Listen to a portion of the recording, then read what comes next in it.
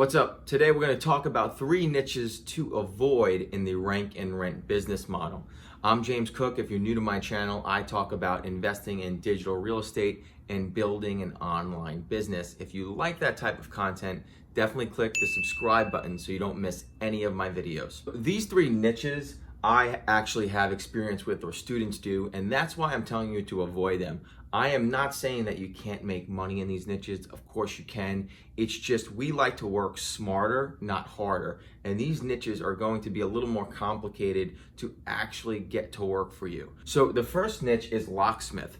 And what's going on with locksmith is it became so competitive, number one. And number two, what Google's doing is they're actually asking for a license. So if you're building out your Google My Business, if you're also doing some paid advertisement, you actually will get a message asking for you to have proof of license. And now if you don't have a locksmith already with a license that you can actually use, then this is going to be a big hiccup for you.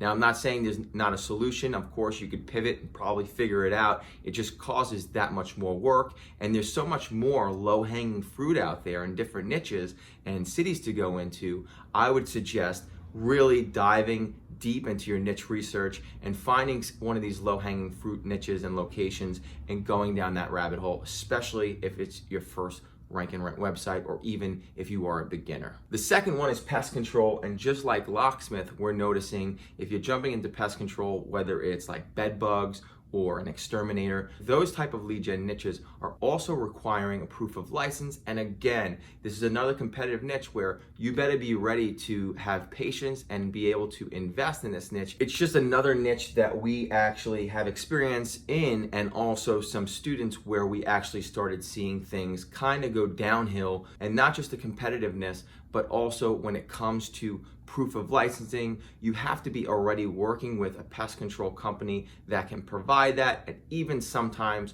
Google will still give you a problem when it comes down to providing that license, because if the name of the business isn't lining up, they're looking at all these different details. So it's becoming harder to position yourself in these 2 niches, definitely. And then I also know that garage doors was becoming very competitive, and I also heard from other lead generation marketers that this is a niche that is similar to locksmith and pest control as well, where they might have to have proof of licensing, and it's just becoming really saturated with so many people doing lead gen. It's not worth trying to jump in there, especially if you're a beginner. The whole idea for a beginner is we want to have really good niche research, and we want to pick a really good location, and we want you to go after the low-hanging fruits, like I said, so you pretty much have a better chance of success starting off. We want you to taste success, right? And of course you want success. Now, not every system is perfect. Even we still throw up niche websites that don't always go as great as we thought they would, but that's why it's a numbers game. The key here is to have repetition, right? Repetition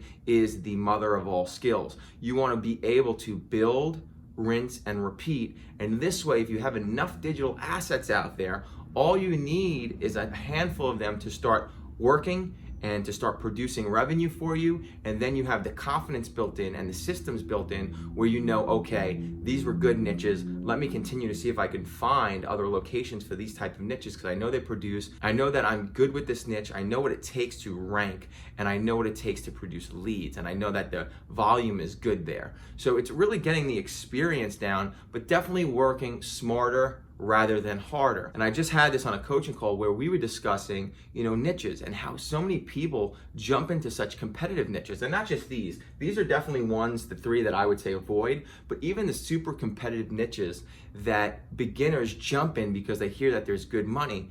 But they're diving into these really competitive niches, really competitive cities that are going to take more time. They're going to take a lot more investment, and you're going to have some patience with those projects. We like to start where it would be smarter to be able to get as many assets as you can up that are in less competitive niches and really sticking to that game plan. This way you can taste a little bit of success. You'll understand that this business model is a real business model. Yes, it does require work, but once you're getting a little bit of success, you have the confidence built in now that you know that this is a real business concept that you can build from, that you can scale from. As long as you're putting the work in and you have the systems in place and you're learning as you go, and we all are, right? We're always learning as we go. You start getting really good at looking at niches. You start getting really good at looking at cities and the population and knowing the demographics and the seasonality, right? Different areas have different seasonality. So here in New York, we know that in the winter it gets really cold. If I was going into something that required it to be nice out all year round to really get a volume of calls coming in, it probably wouldn't be a smart choice for this area. So every area is different. You want to make sure that you're doing this type of research, and the more you do it, the better you get at it. The more you can systemize things, and that's what it's all about. Systemizing things and scaling and growing a real business in a local lead generation space. If you're interested to learn more about local lead generation and rank and rent, I'll link it down to a blog post down below. I'll also put the checklist down below, and definitely subscribe if you like this type of content, and I'll see you in the next video.